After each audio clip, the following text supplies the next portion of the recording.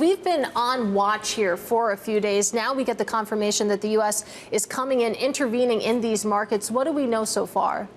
So we know what Besant tweeted, right? That they finalized talks for this $20 billion swap line, which the Argentine economic team has been in D.C. for a few days discussing.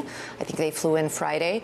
And he also made this, I think, a bit surprising and extraordinary step to say we stepped into currency markets and bought pesos directly, which I think caught everyone a little bit by surprise. Yeah, absolutely. And you can see the reaction in those markets right now. But we know that when it comes to FX intervention, particularly unilateral FX intervention, as you pointed out in the break, it has a mixed history of success. So even though we're seeing this knee-jerk reaction now, Mike, there's no guarantee that this will stick. Well, the U.S. has only done this 3 times before. Once was 1998 when they bought yen, and in 2000 they bought euros to try to strengthen both of those currencies.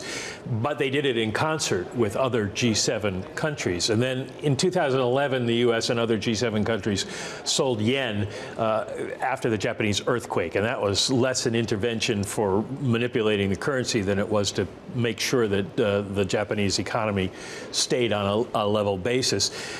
But the Japanese have been the people who intervene all the time on their own, and it worked for a while in the 1990s, but it just got to be almost impossible to do because the amount you can buy in a currency market that trades $9 trillion of currency a day is so small that unless you get the markets believing that the currency is going to go in the direction you want, you've basically spent money for a few days worth of reaction. Yeah, it's like throwing pennies into the ocean. But to that point, Julia, I mean, how committed is the U.S. here? Because you think about the Argentinian side of things, the Argentine Treasury has all but drained its reserves at this point. So, I mean, is it in for a penny, in for a pound for the U.S.?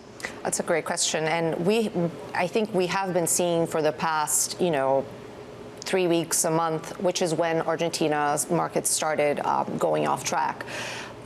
Every show of support, be it a tweet, be it a Trump comment in favor of Milei, it does move the local market, particularly on the bonds, because there is this expectation like, oh, the U.S. can come in and stop me out of this bearish trade, right? So there is a willingness of markets to test it. And I think today we saw the first real show of we actually did come in and there's something behind just what we've been saying. So it could give us a little bit more stability until the elections, the midterm elections on October 26, which are really key here for the next, 2 years of Argentina and Milei's government. There is a little bit of a background to this in that in 1994, Mexican peso crisis, when Mexico couldn't roll over its bonds because the peso had lost so much value, and the Treasury Secretary then Bob Rubin wasn't Treasury Secretary yet, but he arranged it as the National Economic Council Director. They guaranteed Mexican debt. Right. So, and they used the money from the Exchange Stabilization Fund as they did this time. They didn't directly buy pesos, but they stabilized the debt, and Mexico paid all the money back. It'll be interesting to see, to the extent we have a swap line use, that whether that money comes back or not.